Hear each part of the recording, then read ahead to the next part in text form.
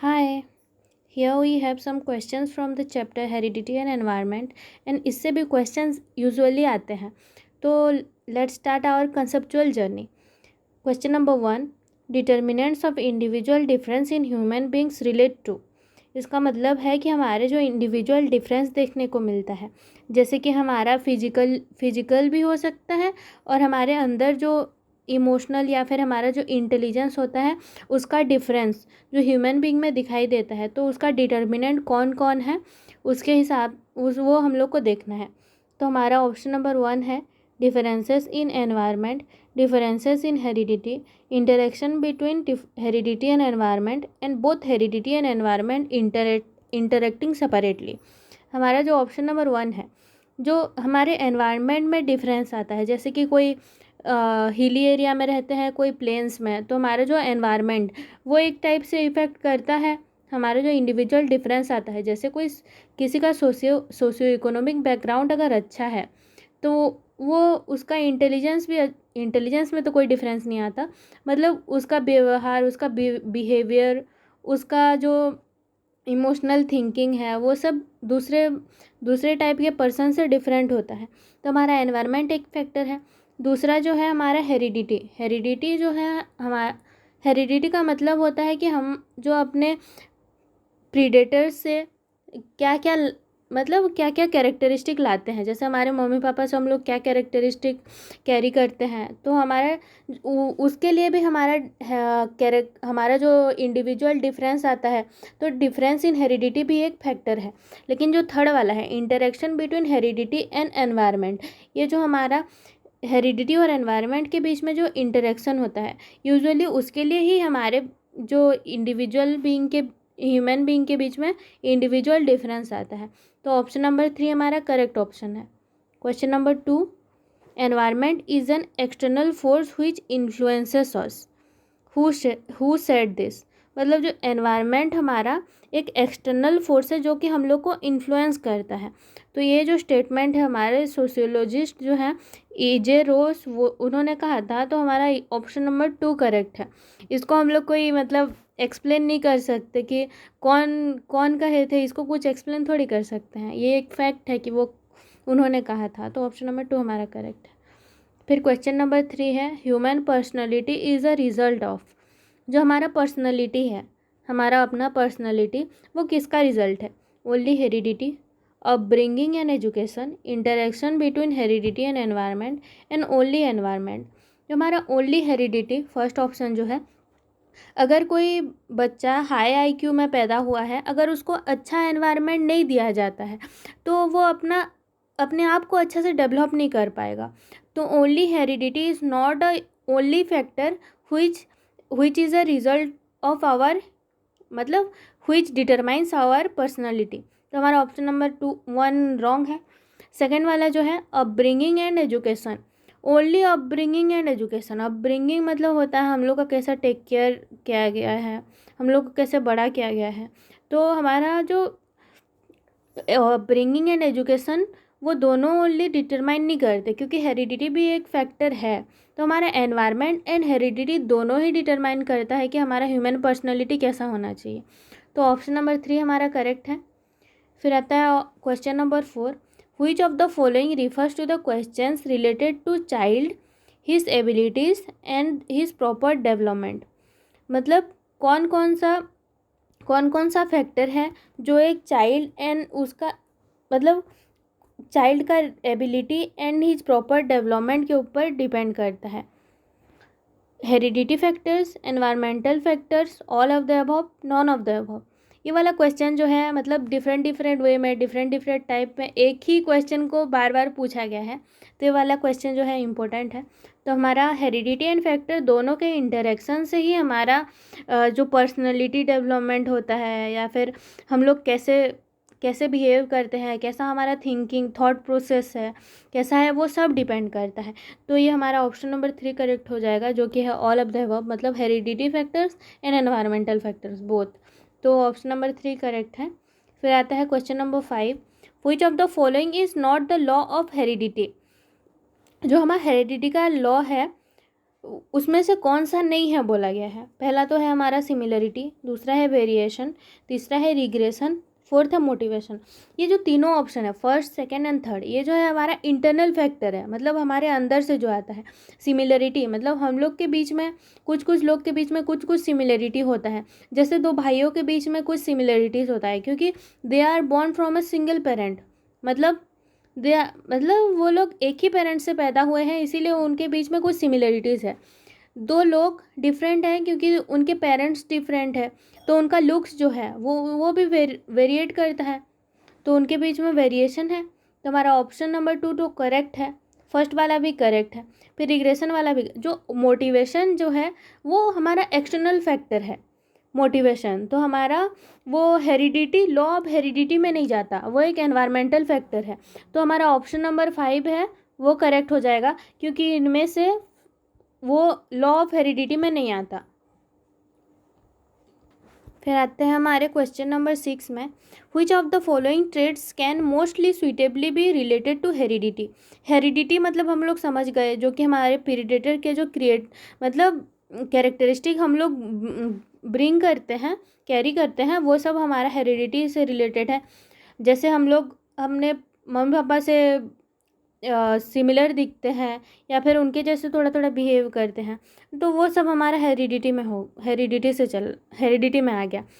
फिर which of the following trades can mostly suitably related to heredity, जो है insight, knowledge and hard work, वो तीनों ऑप्शन जो है वो हमारा एक्सटर्नल है, मतलब हम लोग वो हेरिडिटी से नहीं लाते हैं। अगर हमारे पापा मेहनती हैं तो हम लोग भी मेहनती होंगे, वैसा कुछ गारंटी नहीं हो सकता। मतलब उनके पास जो नॉलेज है हमारे पास भी वो नॉलेज ट्रांसफ़र हो जाएगा, वैसा भी कुछ नहीं है, क्योंकि जो नॉलेज, हार्डवर्क, इंसाइट वो हम लोग को खुद से अर्न करना पड़ता है हमारे लाइफ टाइम में। तो ये ऑप्शन 1, 3 एंड 4 रॉन्ग हो गया। तो हमारा जो अपीयरेंस है उसको हम लोग चेंज नहीं कर सकते, उसको हम लोग हार्डवर्क या फिर कुछ करके चेंज नहीं कर सकते, क्योंकि वो हम लोग अपने प्रीडेटर से कैरी करके आए हैं। तो हमारा ऑप्शन नंबर 2 करेक्ट हो जाएगा। फिर आता है question number 7, Arav says that the language development is influenced by inborn talents, while Radha feels that it is because of environment. Which discussion between them is about? जो है आरव जो है वो बोलता है कि लैंग्वेज डेवलपमेंट हमारा मोस्टली इनबॉर्न टैलेंट होता है, मतलब पैदा होते साथ ही हम लोग को मिल जाता है। जो हमारा लैंग्वेज डेवलपमेंट है, जैसे हम लोग वो हमारे, अगर हमारे प्रीडेट मतलब हमारे मम्मी पापा या फिर हमारे दादा दादी, उनका लैंग्वेज डेवलपमेंट जैसे होता है हम लोग का भी पैदा होते साथ ही वैसे हो जाता है, आरव कहता है वैसे। फिर while Radha feels that it is because of the environment, मतलब राधा को लगता है कि ये हमारे एनवायरनमेंट के लिए है। जैसे हम लोग जैसे एनवायरनमेंट में बढ़ते हैं वैसे ही हम लोग लैंग्वेज हमारा वैसे ही लैंग्वेज डेवलपमेंट होता है। तो हम ये जो डिस्कशन कर रहे हैं वो दोनों, ये किसके बारे में है? तो हमारा ऑप्शन नंबर 1 है continuous and discontinuous learning, second है social and cultural factor, third है biological and ethical factor, fourth है नेचर एंड नर्चर डिबेट। मतलब फर्स्ट जो है कंटिन्यूस एंड डिसकंटिन्यूस, इसमें तो कहीं भी नहीं दिख रहा है कि ये लोग कंटिन्यूस एंड डिसकंटिन्यूस लर्निंग के बारे में डिस्कस कर रहे हैं, क्योंकि जो वो आरब बोल रहा है कि ये इनबॉर्न टैलेंट है और राधा बोल रही है कि ये एनवायरमेंटल फैक्टर है। तो यहाँ कंटिन्यूस और डिसकंटिन्यूस के बारे में डिस्कशन नहीं हो रहा है, तो ऑप्शन नंबर 1 हमारा रॉन्ग हो गया। फिर आता है सोशल एंड कल्चरल फैक्टर। जो सोशल एंड कल्चरल फैक्टर वो एक टाइप से करेक्ट हो सकता है, क्योंकि वो खाली एनवायरमेंटल फैक्टर को दिखा रहा है, जो कि राधा बोल रही है। आरव के बारे में ये कुछ भी नहीं बोल रहा है, तो ऑप्शन नंबर 2 भी कम्प्लीटली करेक्ट नहीं बोल सकते। फिर आता है option number 3 biological and ethical factor. ये एक टाइप से हो सकता है, लेकिन हमारा जो बायोलॉजिकल एंड एथिकल वो प्रॉपरली डिस्क्राइब नहीं करता वो लोग जो डिस्कस कर रहे हैं। तो ऑप्शन नंबर 4 जो है nature and nurture debate. Nurture का मतलब होता है कि हम लोग को कैसे बड़ा किया गया है, हम लोग कैसे एनवायरनमेंट में बड़े हुए हैं, वो सबको नर्चर कहा जाता है। जो नेचर एंड नर्चर डिबेट, जो नेचर के बारे में आरब बोल रहा है और नर्चर के बारे में आरब बोल रहा है और नेचर के बारे में राधा बोल रही है कि हमारा जो एनवायरनमेंट है उससे हमारा लैंग्वेज डेवलपमेंट होता है। और आरब बोल रहा है कि हमारा लैंग्वेज डेवलपमेंट मतलब हमारे इनबॉर्न ही टैलेंट होता है। जैसे कि ये दोनों ही करेक्ट है, क्योंकि हम लोग इंडियन लोग जो हैं वो भावल्स के सब सब साउंड को ही प्रोनाउंस कर सकते हैं, लेकिन कोई कोई जगह में ऐसा होता है कि उनका ऐसे वो लोग इवॉल्व हुए रहते हैं कि वो लोग ट या फिर च या फिर र कुछ कुछ साउंड वो लोग नहीं बोल पाते। तो इसीलिए हमारा एनवायरनमेंट भी एक फैक्टर है। जैसे हम लोग उड़ीसा में ओडिया लैंग्वेज कहा जाता है, लेकिन वो में भी दूसरा कोई स्टेट के लिए मुश्किल हो सकता है वो बोलना। तो हमारा एनवायरनमेंट भी एक फैक्टर है और जो हमारा हेरिडिटी भी एक फैक्टर है, क्योंकि हम लोग वैसे ही इवॉल्व होते आए हैं पहले से ही। तो हमारा ऑप्शन नंबर 4 करेक्ट है। फिर question number 8, to which of the following statements can the role of heredity and environment be linked. मतलब कौन सा स्टेटमेंट में हम लोग role of environment and heredity दोनों को लिंक कर सकते हैं। जो हमारा फर्स्ट है, role of environment is static while heredity changes.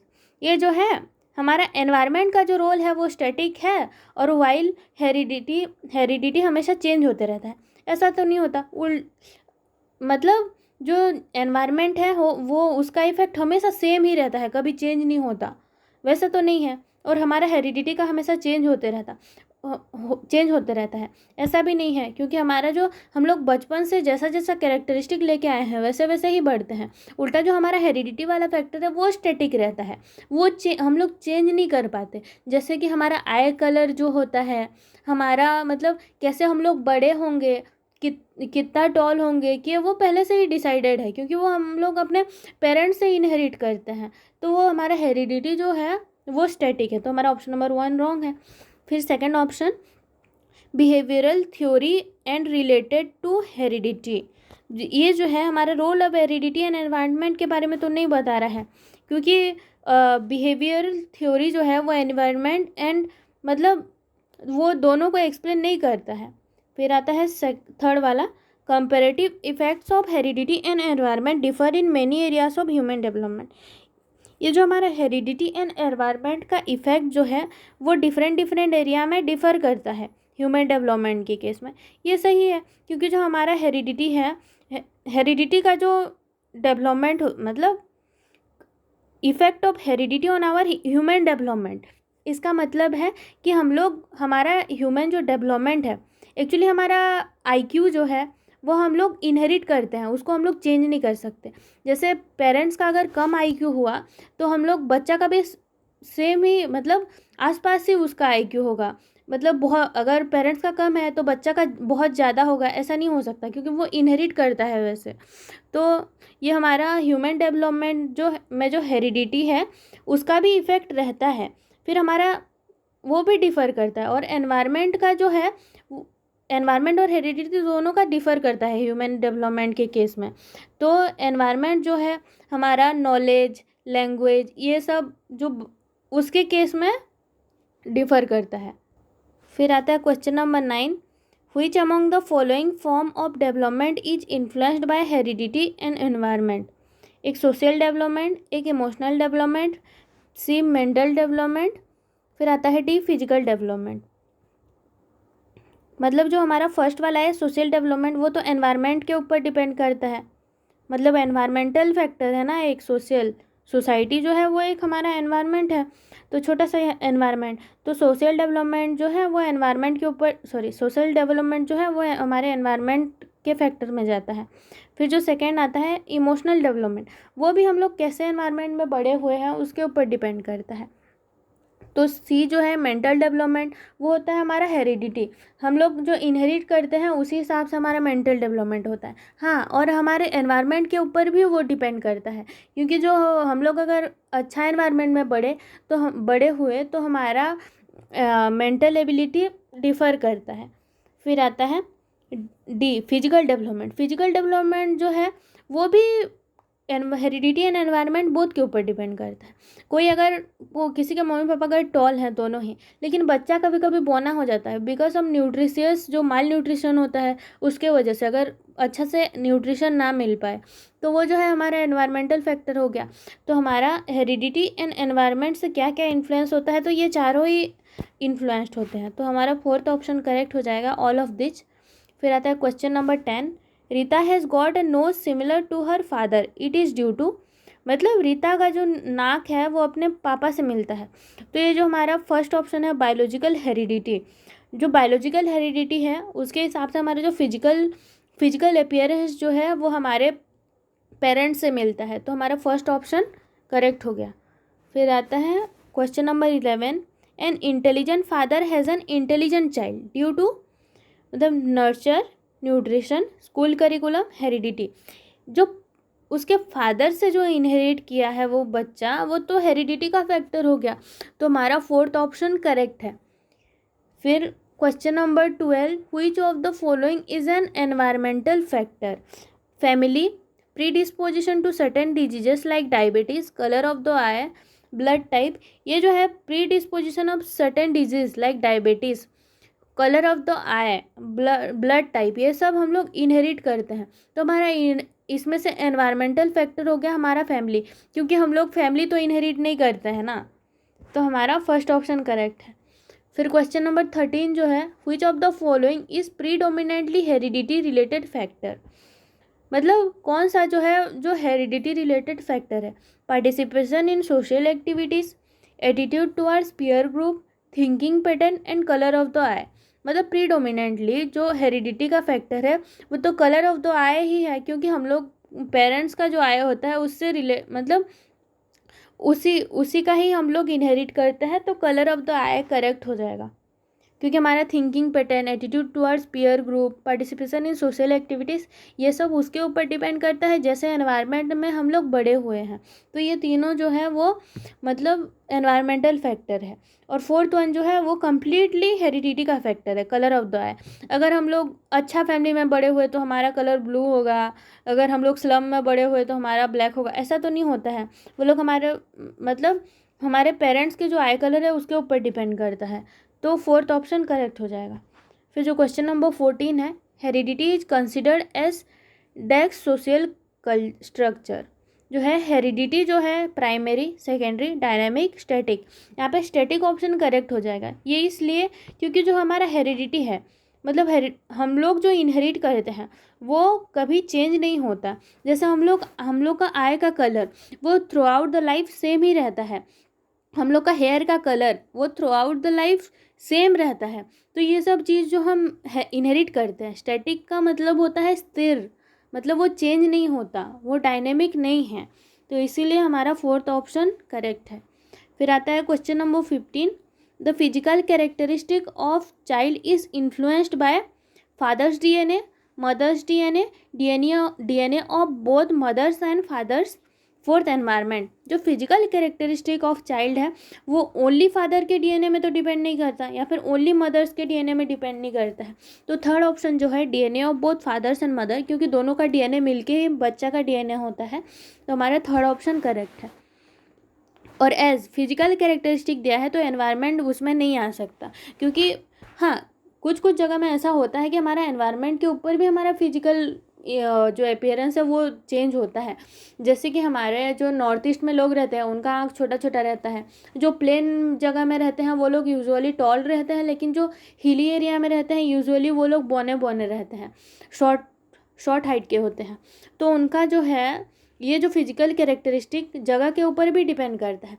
जैसे जहाँ बहुत ज़्यादा धूप होता है उनका स्किन को प्रोटेक्ट करने के लिए वो लोग काले रहते हैं, लेकिन जहाँ पे धूप नहीं होता वो लोग गोरे हो जाते हैं, यूजुअली स्किन में बहुत सारा स्पॉट्स आ जाता है। इसीलिए वो एनवायरनमेंट के ऊपर भी डिपेंड करता है, लेकिन मोस्टली हमारा हेरिडिटी के ऊपर डिपेंड करता है कि हमारा फिजिकल कैरेक्टरिस्टिक कैसे होगा एक स्पेसिफिक एरिया में। तो वो हमारा थर्ड ऑप्शन करेक्ट है। फिर आता है question number 16, environmental factors that shape development includes all of the following except. जो हमारा एनवायरमेंटल फैक्टर्स है जो कि हमारे डेवलपमेंट को शेप देता है, तो इनमें से सब है एक्सेप्ट कौन सा, मतलब कौन सा एनवायरमेंटल फैक्टर नहीं है वो ढूंढना है। हमारे डेवलपमेंट के लिए कौन सा एनवायरमेंटल फैक्टर नहीं है वो ढूंढना है। तो हमारा फर्स्ट है कल्चर, सेकेंड है क्वालिटी ऑफ एजुकेशन, थर्ड है फिजिक्स, फोर्थ है क्वालिटी ऑफ न्यूट्रिशन। जो हमारा कल्चर है वो तो पूरा डेफिनेटली एक एनवायरमेंटल फैक्टर है। सेकंड जो है क्वालिटी ऑफ एजुकेशन, वो भी हमारे एनवायरनमेंट में ही हम लोग को एजुकेशन मिलता है, तो क्वालिटी ऑफ एजुकेशन सेकंड भी वो एनवायरमेंटल फैक्टर है। फिजिक जो है मतलब जो हमारा फिजिकल अपीयरेंस या फिर फिजिकल कैरेक्टरिस्टिक, तो ये तो हेरिडिटी के ऊपर डिपेंड करता है, पहले ही बहुत बार डिस्कस कर चुके हैं, तो हमारा थर्ड ऑप्शन करेक्ट हो जाएगा। फिर आता है question number 17, heredity and environment are to डेक्स टू ईच अदर, मतलब डिपेंडेंट, कॉम्प्लीमेंट्री, कोऑपरेटिव। ये जो है हेरिडिटी एंड एनवायरनमेंट हर तरफ से रिलेटेड है, जैसे एक दूसरे में डिपेंडेंट भी है। जैसे कि अगर कोई बच्चा, बोली थी पहले से कि उसके मम्मी पापा अगर टॉल हैं लेकिन वो उसको अच्छे से न्यूट्रिशन नहीं मिलता, तो उसका डेवलपमेंट नहीं हो सकता है। जैसे किसी बच्चे को बहुत अच्छा ही एनवायरनमेंट मिला है, बहुत अच्छा सोशियो इकोनॉमिक बैकग्राउंड से वो बिलोंग करता है, लेकिन उसके मम्मी पापा ही शॉर्ट हाइट के हैं, तो वो शॉर्ट हाइट होके ही रह जाएगा, उसको जो खिलाओ पिलाओ उसका कुछ चेंज नहीं होने वाला है। तो डिपेंडेंट है, एक दूसरे के कॉम्प्लीमेंट्री भी हैं और एक दूसरे को कोऑपरेट भी करते हैं। अगर एक बच्चा को अच्छा एनवायरनमेंट में मिला और उसके मतलब उसके पापा का हाई आईक्यू भी है, तो वो अच्छा से डेवलप कर पाएगा अपना हर एक टैलेंट को, हर एक क्रिएटिविटी को। तो हमारा ऑप्शन नंबर 4 करेक्ट है, जो कि है all of the above, because heredity and environment are dependent, complementary as well as cooperative to each other. हमारा ऑप्शन नंबर 4 करेक्ट है। फिर आता है 18, which one among the following is not an environmental factor that affects child development. पहले से ये वाला question था, 16 नंबर सेम ही था, ये वाला थोड़ा इंपॉर्टेंट क्वेश्चन है। ये सेम ही क्वेश्चन को बार बार ही डिफरेंट वे में रिप्रेजेंट किया गया है, क्योंकि इसका उतना ज़्यादा बड़ा कॉन्सेप्ट नहीं है। तो हमारा जो क्वेश्चन है वो बोला क्या है, कौन सा है हमारा जो एनवायरमेंटल फैक्टर नहीं है, तो पहले भी किए थे। ये फिजिकल जो कैरेक्टरिस्टिक है, फिजिक वाला, थर्ड ऑप्शन करेक्ट है, हमारा थर्ड ऑप्शन करेक्ट है। फिर आता है question number 19, determinant of individual difference in human being related to. ये भी क्वेश्चन किए थे कि interaction between heredity and environment, जो interaction between heredity and environment होता है वो हमारा इंडिविजुअल डिफरेंस के लिए रिस्पॉन्सिबल है। जैसे हमारे ही बीच में सब लोग अलग अलग टाइप के होते हैं, और हम लोग जो एक्सपेक्ट करते हैं ना किसी और से कि वो मेरे जैसे क्यों नहीं है, वो मेरा जैसा थॉट क्यों नहीं रखता है, वो रॉन्ग है, क्योंकि सब अपने हिसाब से यूनिक है। Every child are born unique. तो हमारा फोर्थ ऑप्शन करेक्ट है। फिर क्वेश्चन नंबर 20 जो है, a child learns properly in an environment which, first option जो है gives due weightage to the emotion and experiences of a child, gives ample space to place, there is a strict discipline, there are opportunities to make friends. ये जो है हमारा उसके emotions and experiences को जहाँ पे वेटेज दिया जाता है, वहाँ पे वो एक अच्छा एनवायरनमेंट है सीखने के लिए, वो अपना एक्सपीरियंस से सब कुछ सीखेगा। तो ये जो हमारा फर्स्ट ऑप्शन तो राइट है। सेकंड वाले देख लेते हैं, gives ample space to place. अगर खाली स्पेस ही दे दिए तो उसमें अगर कुछ उसको मतलब अपने आप को एक्सप्रेस करने नहीं दिए, तो उसमें उसका डेवलपमेंट अच्छा से नहीं हो पाएगा। तो ऑप्शन नंबर 2 रॉन्ग है। There is a strict discipline. हमारा जो 1968 में जो 1986 में जो आया हमारा न्यू एजुकेशन पॉलिसी, उसके हिसाब से जो हमारा डिसिप्लिन को ज़्यादा इम्पोर्टेंस नहीं देके बच्चे कैसे मतलब अपने आप से सीखें, सब कुछ अपना एक्सपीरियंस से सीखें, उस पर ज़्यादा इंपॉर्टेंस दिया गया था। तो हमारा स्ट्रिक्ट डिसिप्लिन कहीं भी लिखा होता है तो ऑप्शन डेफिनेटली रॉन्ग होता है, क्योंकि डिसिप्लिन मेंटेन करना उतना इम्पोर्टेंट नहीं है। बच्चा को अगर इनडिसिप्लिन भी करे, लेकिन अगर वो सीख रहा है, कुछ एक्सपीरियंस कर रहा है अच्छा, तो उसको करने देना चाहिए। तो उसका थर्ड ऑप्शन रॉन्ग है। There are opportunities to make friends. हाँ, अगर फ्रेंड्स बनाने का अपॉर्चुनिटी मिल गया तो उसको क्या एक एनवायरनमेंट मिल गया कि वो अच्छा से सीख पाएगा, क्योंकि वो जिसके जो फ्रेंड्स होंगे वो भी तो उसके ही एज के होंगे, तो उनसे वो जो वो अच्छा चीज़ कोई सीख भी सकता है कोई अच्छा फ्रेंड हो तो, लेकिन मेनली जो हमारा फ्रेंड्स लोग से सीखना